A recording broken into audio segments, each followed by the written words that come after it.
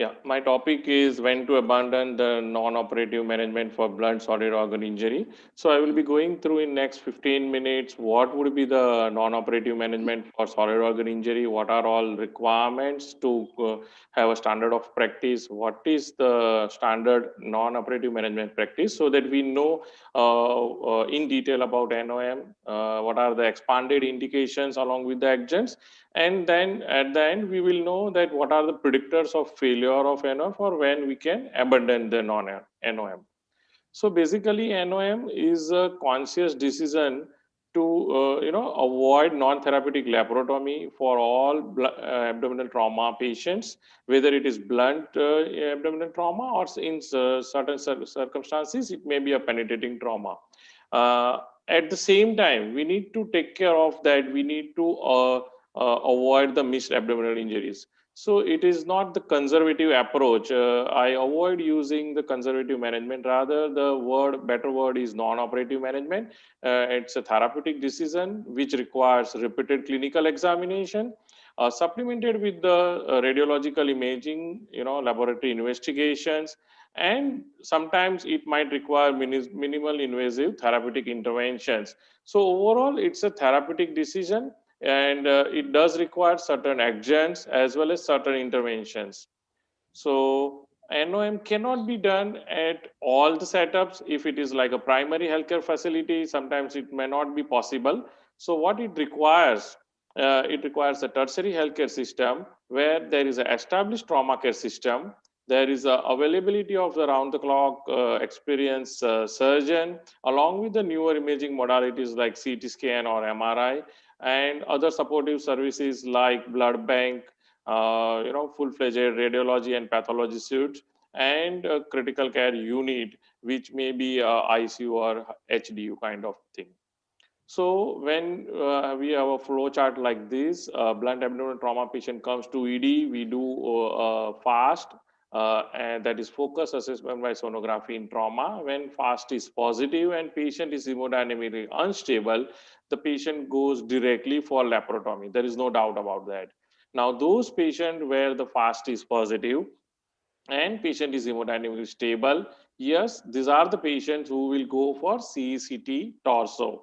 And those patients, even if the fast is negative, but due to certain mechanism of injury or when you have a high index of suspicious, then again such patient should undergo CECT torso. Now here CECT torso is including from chest to pelvis, so that we do not miss any other injuries, whether which is thoracic injury extending into the abdomen or intra-abdominal injuries.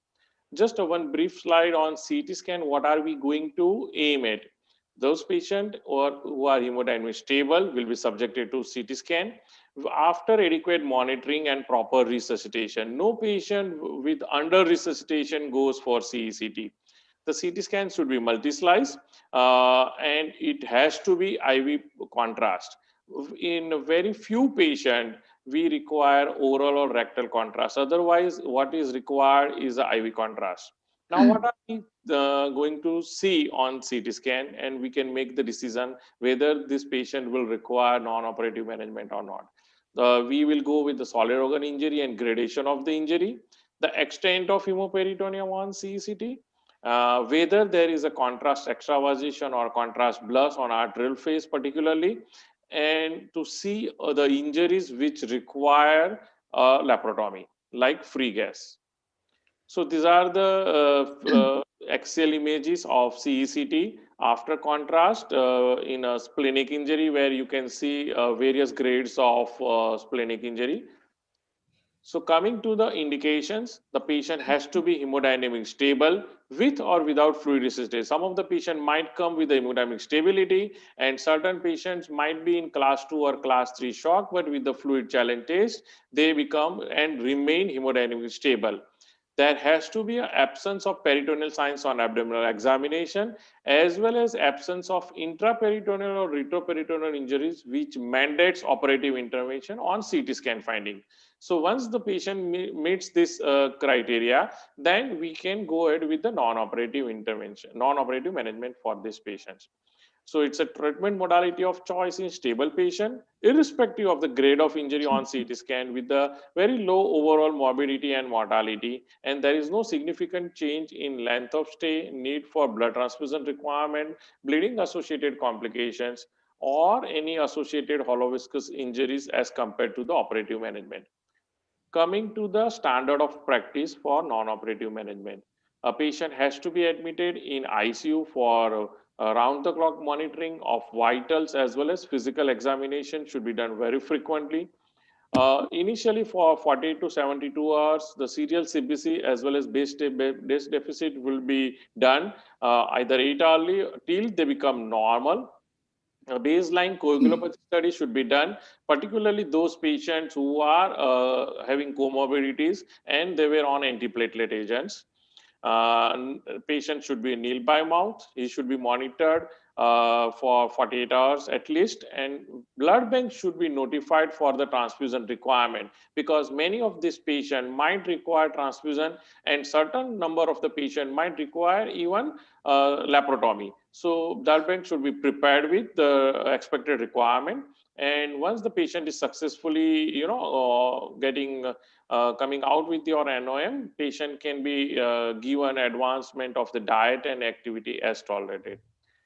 With the advancement in the CT scan, like faster scans with the multi-slice CT scan, we know now with the betterment of technique with the angioembolization, understanding the hemostasis as well as organ salvage without surgery, reduction in the resuscitation period due to efficient ER management, and reduced transfusion requirement has expanded the indications of towards non-operative management.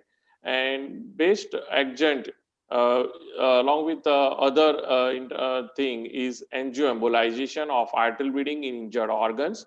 The indications would be hemodynamically stable patient on CECT with arterial phase. There is a contrast burst or extravasation, and the presence of pseudoaneurysm. Either of these would require can be managed better with the angioembolization.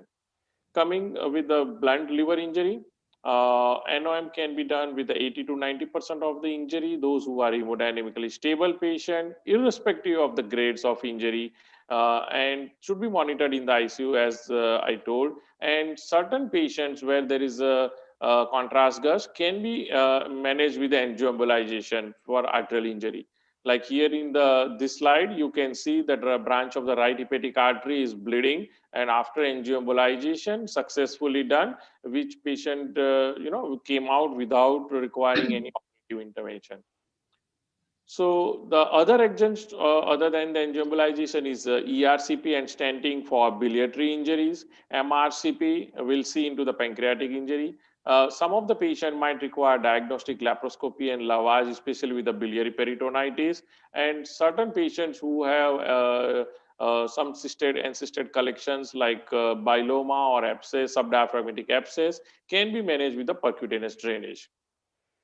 Again, for splenic injury, NOM is a standard practice and it's not the exception for hemodynamically stable patient, and success rate for blunt splenic injury is quite high in adults, ranging from 60 to 90%, 95% in various of the series. Now, what are the predictors of failure for non-operative management?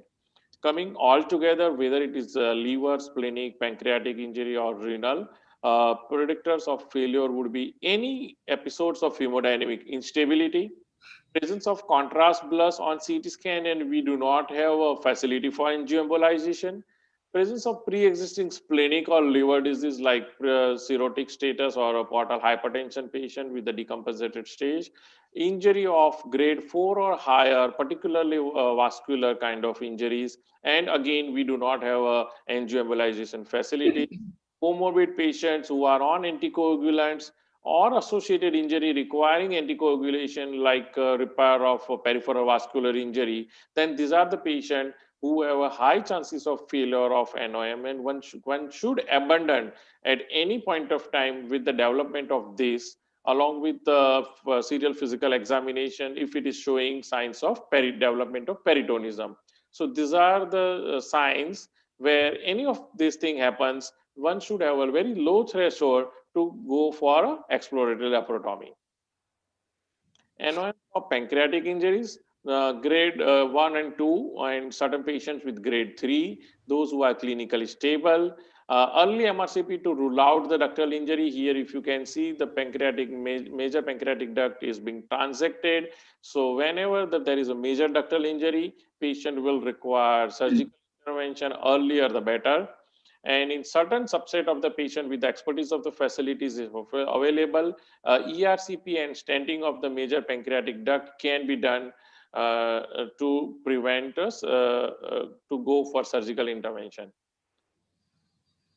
Failure of NOM for pancreatic injury, as I told you, grade 3 or more, or associated duodenal injury, or any other hollow viscous injury requiring laparotomy, signs of peritonitis, or development of hemorrhagic pancreatitis, because these are the patients who are going to follow the path of acute pancreatitis.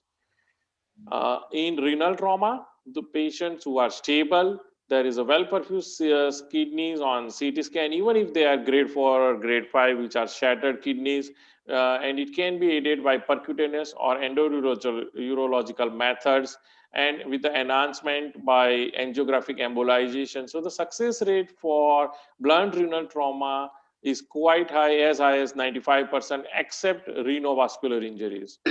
And again, if the facilities do permit, that can be also stented by coated stent for devascularized kidney. Renal hilar injury can be managed if facilities do permit. Failure of NOM for renal injuries, patient is becoming unstable at any point of time, or devascularized multiple segment, not getting perfused with the IV contrast, pelviureteric injury, and associated bowel or pancreatic injury, which is requiring surgical intervention. A few points for penetrating abdominal trauma. Again, incidence of non-therapeutic laparotomy is, with low energy mechanism like stab is around 20 to 50%, as well as gunshot wounds also, where there is a tangential abdominal wall injury. The non-therapeutic laparotomy incidence is quite high.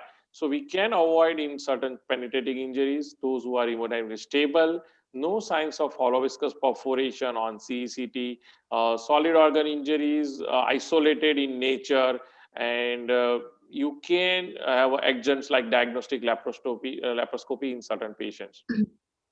Coming to complications of NOM, biloma or leak, which requires most of the time, certain agents like percutaneous drainage, and you can monitor with them LFTs. Urinoma, development of abscess, hemophilia, which can be managed with angioembolization too. IV fistula or pseudoaneurysm again can be managed with angioembolization if facilities do permit. Delayed hemorrhage, and this is one of the very dreaded complication if not being monitored properly, and most of the NOM patients should have a follow-up ultrasound with the Doppler, or if cost is not a constraint, with the CCT before discharge at around 3 to 7 days, so that we can see that is there any development of pseudoaneurysm or not, and watch for the development of abdominal compartment syndrome. So to conclude, contraindications of non-operative management would be a signs of exsanguination, persistent hemodynamic instability or non-responder, a suspicious of hollow viscous perforation, even a slightest doubt of hollow viscous injury should not be going for NOM. And patient will have a multiple transfusion requirement showing continuity of hemorrhage. Then again, some of these patients will go for operative intervention. So the key is re-evaluation. So there is no substitute of serial physical examination. To summarize, NOM is safe and effective. CECT evaluation for associated injuries must when you are going for non-operative management, and to rule out presence of contrast extravasation or active bleed. Serial clinical examination is very, very vital. Do not consider NOM when surgery is obviously indicated. It is a decision with responsibility. You have to have a readiness to operate even in odd hours, and watch for hemodynamic instability, delayed hemorrhage, increased transfusion requirement, or development of peritoneal signs. Thank you.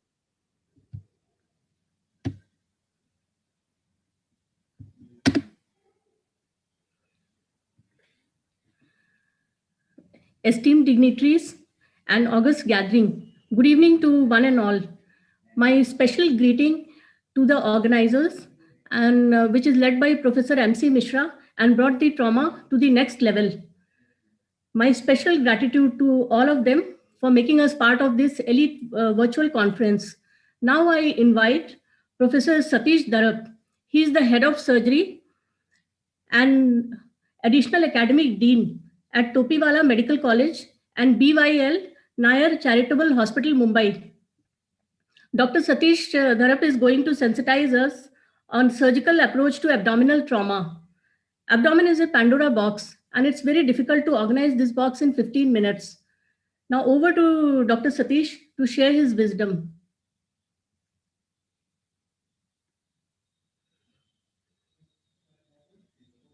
Dr. Satish, you can start your presentation.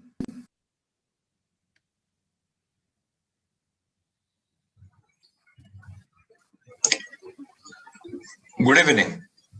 I'll be speaking on surgical approaches to abdominal trauma.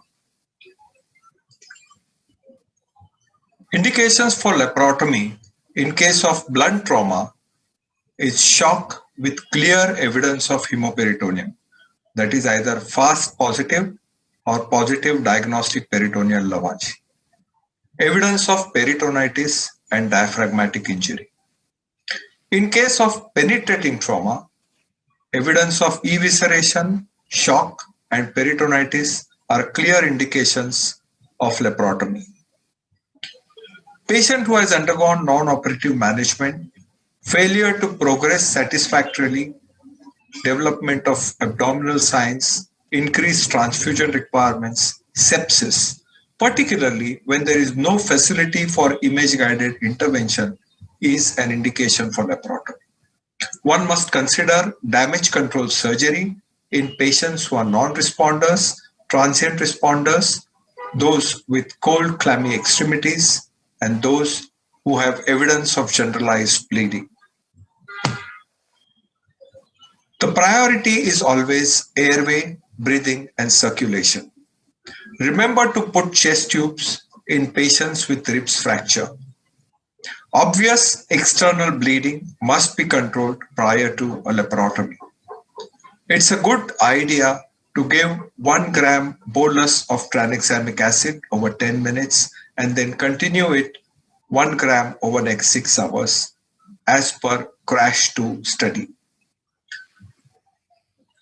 As always, put an esogastric tube if not contraindicated and Foley catheter if there is no evidence of urethral rupture.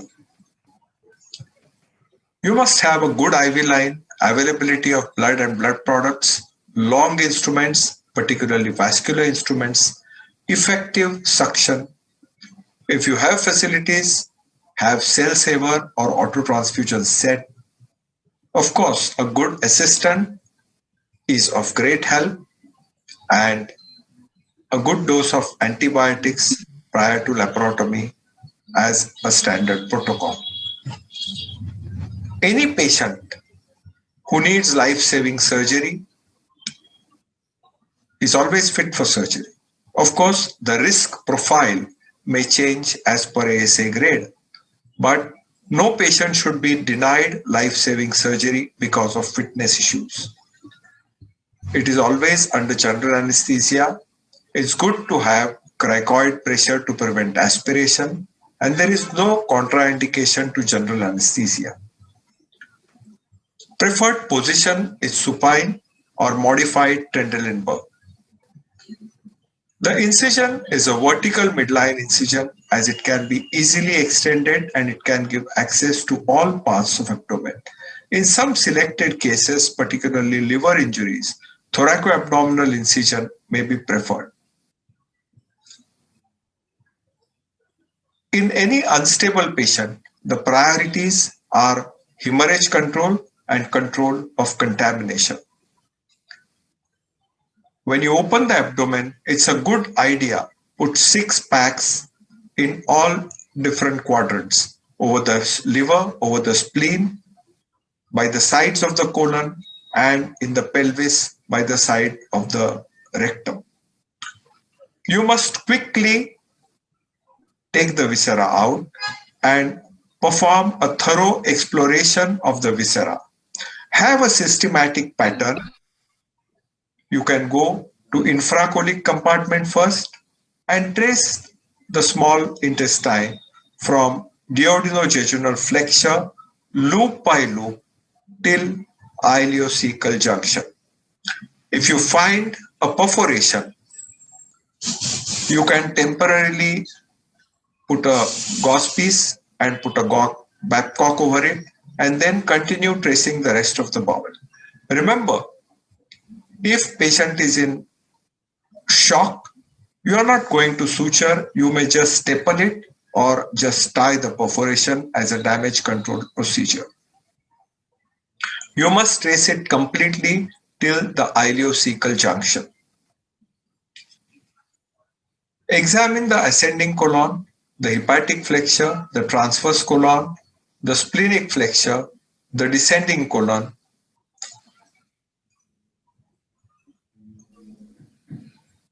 and then go to the supracolic compartment, displace the transverse colon down, inspect the splenic flexure, spleen, stomach, liver, gallbladder, and anterior surface of the duodenum. Priority is to have hemorrhage control, and one of the most commonly injured solid organs is the liver. After your bowel exploration, you can gently remove the pack. If the bleeding stops, it's a good idea not to disturb it, just drain and tackle other injuries as required.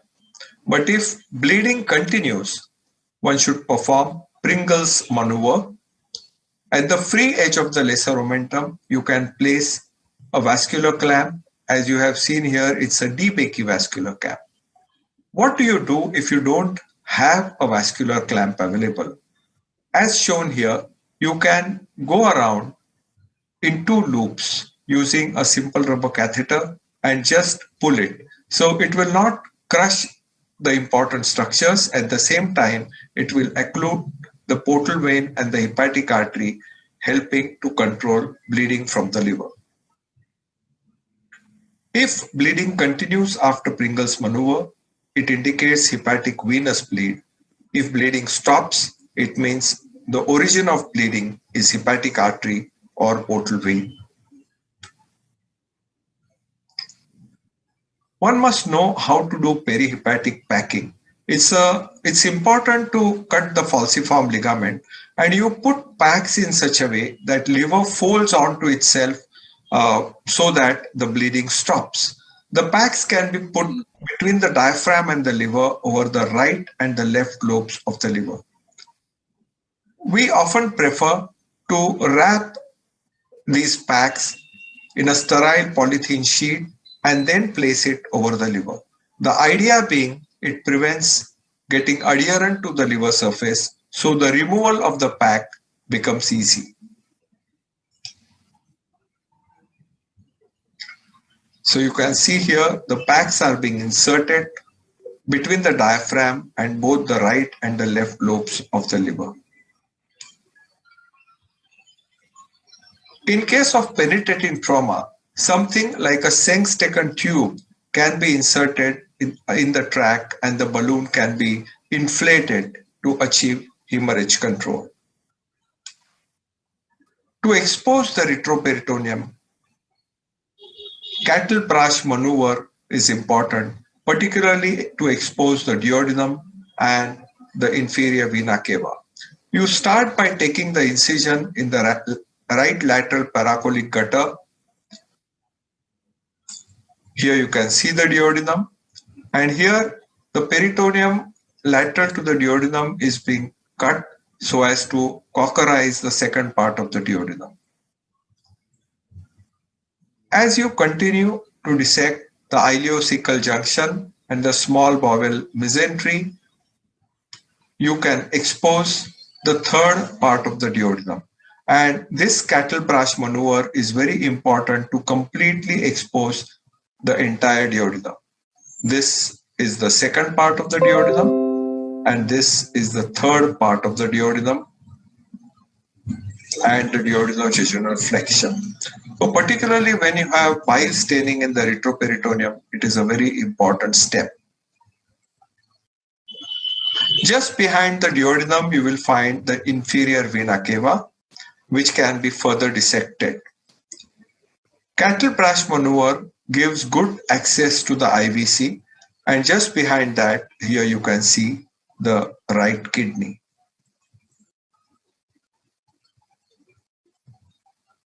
If you further dissect here, near the renal hilum, you can identify the renal pedicle, and it's a good idea, again, in case of renal injury, to go around it and put a vascular clamp. Whenever you put a vascular clamp, please note the time. You can dissect the kidney, and depending upon the merit of the injury, you can decide to do nephrectomy, partial nephrectomy, or repair the tear in the kidney.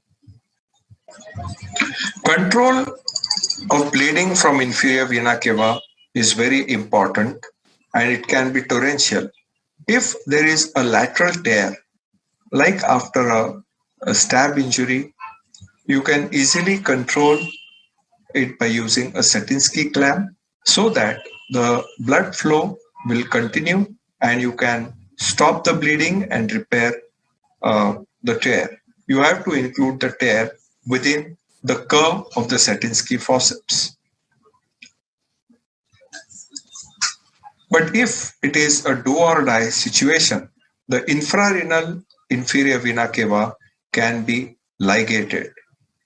This dissection has to be very careful because if you injure the lumbar veins, that can cause torrential bleeding and worsen the patient who is already in shock.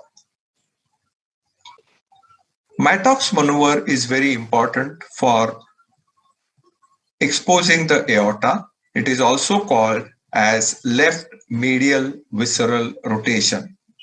You take incision lateral to the descending colon on the peritoneum and extend it right above the spleen. Your traction to the colon and the mesocolon will gradually expose the aorta. The careful dissection and traction and countertraction is the key. You can see the aorta here, and you can identify the inferior mesenteric artery, the left renal vein as it crosses the aorta, and just above that is the superior mesenteric artery, and right on top is the celiac axis with its initial branches. So left medial visceral rotation gives you access to all major vessels in the abdomen. It's important to know how to expose the pancreas. Gastrocolic omentum is serially clamped, cut and ligated to open the Lesser sac. This being a cadaveric dissection, the scissors is being moved with impunity, but in a living patient, you can damage vessels and cause bleeding. Near the fundus, you will get short gastric vessels which need to be tied. Here, the mesocolon is being separated from the pancreas, and now the spleen and the pancreas is right in front of you. At the upper border of the pancreas, you can identify the splenic artery and the vein. And should you need to do distal pancreatectomy, this is an important step. You can dissect between the pedicle and the pancreas and proceed distally so as to achieve pancreas preserving splenectomy should you want to do that. For pelvic injuries, particularly penetrating trauma to rectum, it is important to mobilize the rectum by incising the peritoneum around the upper third of the rectum. This helps you in identification of rectal wound. If it is accessible, you can suture it. Otherwise, you have to drain it by inserting presacral drain, rectal washouts, and diversion of the rectum. Often there is a question whether retroperitoneal hematoma needs to be explored. In penetrating trauma, one must always explore the retroperitoneal hematoma. In patients with blunt trauma, particularly hematoma associated with pelvic fracture, it should be left alone.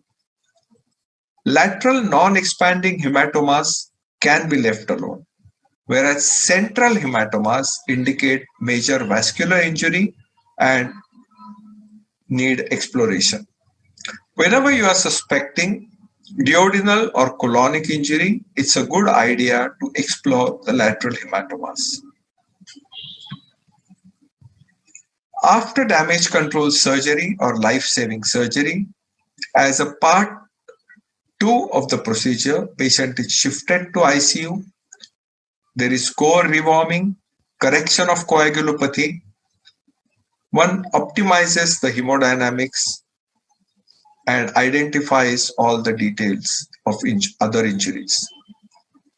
And after stabilization, usually 48 to 72 hours, patient is taken back to operation theater to perform third part of damage control surgery, that is re-laparotomy. One has to irrigate the abdominal cavity, insert drain, think about feeding procedure or diversion, and one plans a mass closure. But sometimes, after re-laparotomy, when the bowel is edematous, or even damage control primary laparotomy, it may not be possible to close the abdomen. What does one do in such a case? A simple technique is to take a sterile urine bag, open it out, and just tuck it inside. Put some abdominal sponges and cover it with an adhesive drape so that you can inspect what is going on. You can also insert the suction tubes and suck it out. And there are some special devices also available in the market, but it is possible to simply make one as shown in this video. Another challenge to a trauma surgeon is to control bleeding from pelvic fracture. The standard of care, of course, is angioembolization. But what do you do when it is not available? A good tool in surgeon's armamentarium is preperitoneal pelvic packing. Through a small suprapubic and infraumbilical incision, one opens the midline and enters the preperitoneal plane. It is usually very easy to strip off the peritoneum. Between the pelvic wall and the peritoneum, you create a space by blunt dissection. In a patient with pelvic injury, of course, you will have a large hematoma. And put packs, usually 3 on either side as shown in the picture, between the pelvis and the stripped peritoneum. It occupies the increased pelvic volume and therefore less space is available for the hematoma to occur, and therefore the bleeding is controlled. What is the role of laparoscopy in trauma? Obvious contraindications are shock and head injury. But laparoscopy in trauma requires, number one, very high level of skill on the part of the surgeon, and it also needs a very high quality equipment like high definition monitors. It has a role in stable patient with penetrating abdominal trauma to assess evidence of peritoneal invasion and to diagnose injury to the diaphragm in thoracoabdominal wounds. Its role in blunt abdominal trauma is debated, but it can be used as an aid to non-operative management in blunt trauma. So to summarize, the best way to approach abdominal trauma is by taking a long midline incision right from xiphisternum to the pubis. The priorities are to control the hemorrhage and control fecal contamination.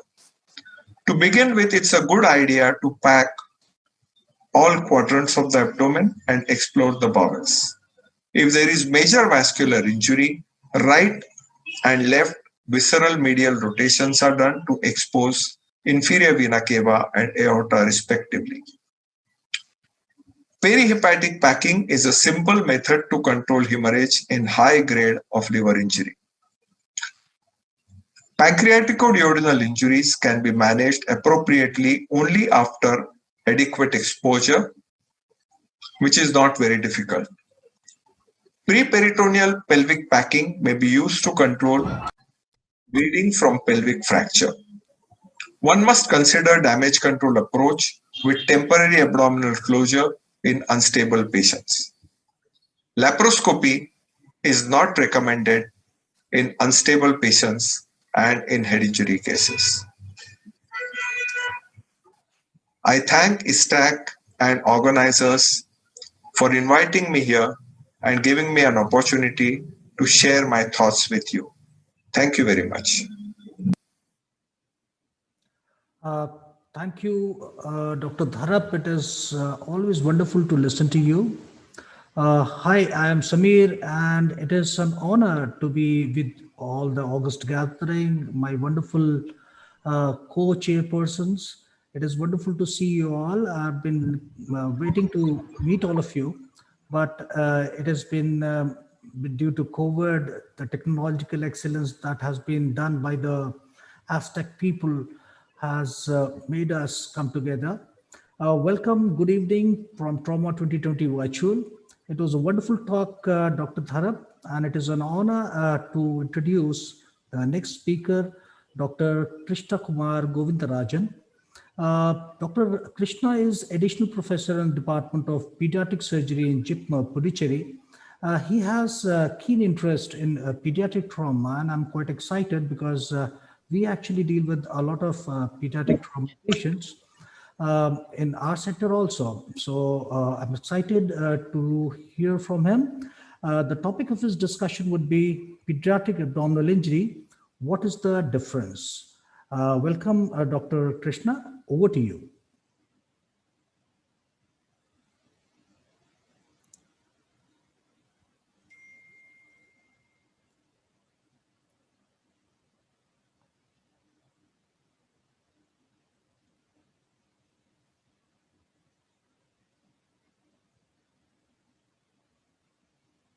Dr. Krishna, you are on. Kindly share your screen.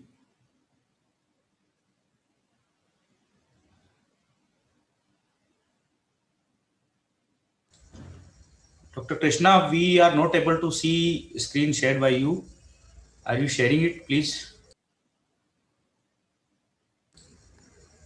We are not able to hear you, Krishna sir. I think it's going to take a bit of time for Dr. Krishna to share his screen. In the meanwhile, Dr. Dinesh, it was a wonderful talk from our two previous speakers. If there are any questions on the list. Shilpa ma'am can update us if there is any questions need to be asked from the speakers. Dr. Sanjay Shah had very nicely told us how to go about non-operative management and when to abandon it.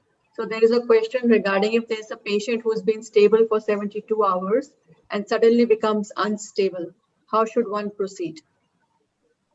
A patient, it's a nice question that those patients who have remained stable for 72 hours and now he has become unstable. That means patient is hemodynamic unstable after 48 to 72 hours. He will definitely a candidate for some kind of intervention. So if you have time and expertise available and what was the first CECT picture, depending on that, we can decide the further path.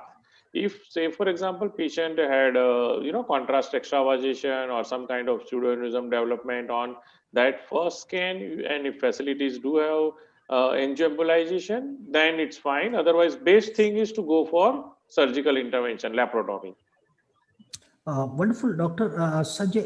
It was a wonderful talk. Let me appreciate it firstly. Secondly, Sanjay, do you have any experiences with diagnostic laparoscopy turning to be a tool in your hand in patients who initially were non-operative management candidates, and then after doing a diagnostic lab, you realize that it should better be opening up the abdomen? Yes, sir. We are now using a diagnostic laparoscopy as one of the useful agents, and previously it was absolutely zero before 4 or 5 years. Now, in this, yes, there are some incidences where you can come out with a diaphragmatic laceration. In couple of the patients, we found out a small diaphragmatic laceration which was missed in CECT abdomen. That was one. And second thing is for biliary peritonitis, couple of the patients had undergone lavage and drainage. But other than that, as of now, with the blunt injury patients, yes, the number of patients undergone diagnostic laparoscopy is less, though it is increasing in incidence. So I would say it is a useful agent. That is most of the trauma surgeons now are coming up with. If you are actually in somewhere in between with the saying that should you open or should not, if there is a dilemma, then it's better. It is good to go in through a diagnostic lab. Over to the panelists. Sir. Dr. Sanjay, for diagnostic lab, is there any role of bedside diagnostic lab in patients who are in ICU ventilated with head injury? No, those patients who are having associated head injuries, like where there is increased intracranial pressure already, and whether it is a patient has undergone craniotomy or patient is for conservative management for head injury, as Dr. Dharap sir has also told, better not to go for laparoscopy in such subset of the patient. It's better to do laparotomy if you have a high index of suspicious. But yes, of course, those patients who are absolutely hemodynamically stable, there is no associated head injury, and you have a little bit dilemma that this patient is not improving, not deteriorating, but not improving though after 2 or 3 days, then these are the patients where we can take help of laparoscopy. What do you think in current times is the role of abdominal paracentesis? No, not much. Abdominal paracentesis was widely practiced, I think 20 years before, but nowadays role of abdominal paracentesis has almost like it has become obsoleted. So I won't advise. CECT with frequent fast with the same surgeons, serial physical examination is better. And if you have a little bit doubt, either go for diagnostic laparoscopy or convert it for laparotomy. There is no harm doing a laparotomy at any point of time, even though you have gone onto the path of NOM. Doesn't mean that we stick to NOM even though patient is not improving. But no paracentesis. Thank you so much. Is Dr. Krishna ready, or should we move on with more questions? Thank you very much to our respected chairpersons and respected speakers for enlightening us. Unfortunately, Dr. Krishna couldn't join us due to network issues. He is far in the down south, so we regret that, and we will try to adjust if possible on next 2 days. And thank you very much to Dr. Nilakri. We can move on with a little bit more questions. Dr. Satish Dharap had given us very nice, excellent videos on how to operate a patient with surgical trauma. And these kind of trainings are not available for everybody. So we would like him to speak more on that. When should the candidates of general surgery undergo such training in which they can explore everything from the aorta right up to the pancreas above? Dr. Rana, you wanted to ask a question? Yeah, as a matter of I sent my question to the chat box also. Dr. Dharap has very nicely, explained how to expose the abdominal aorta, all its branches, IMA, SMA, celiac trunk. I just wanted to ask him, if he could just tell us the practical tip, how to cross clamp the aorta above the, celiac trunk. Naturally, the cross clamping will be done at that place. Some practical tip, Dr. Dharap. Yes, I think all general surgeons are used to expose gastroesophageal junction And people of our generation who have done vagotomy have always palpated aorta just behind the esophagus, and that exactly is the place where you go for cross clamping the abdominal aorta. You can just pinch it if it's emergency. See, to encircle it may be a little bit difficult, but you can take mops, and with a sponge holding forceps you can give pressure there. So how do you take care that the hepatic veins don't come in the way? Because in a trauma patient, it's all hematoma, you can't see. So how do you make sure that you're not clamping the hepatic veins going to the IVC? No. This is aorta, which is just at the, what we usually see behind the esophagus. That is why I said it is not difficult to encircle the aorta for cross clamping, but it is easy to put a pressure on it or just pinch it with fingers. Like as far as the hepatic veins are concerned, hepatic vein is far right from the abdominal aorta. It is right below the diaphragm. What I could understand from Dr. Dharap's statement, because there are no branches there where he is saying, in the region of that hiatus, there are no branches. The first branch which comes out is the celiac axis. So probably one can go around the aorta just above the celiac axis without fearing of like tearing up any aortic branch there. So Yes. I mean, that is what I have I understood. think it's a very Yeah, enthusiastic discussion among all the panelists.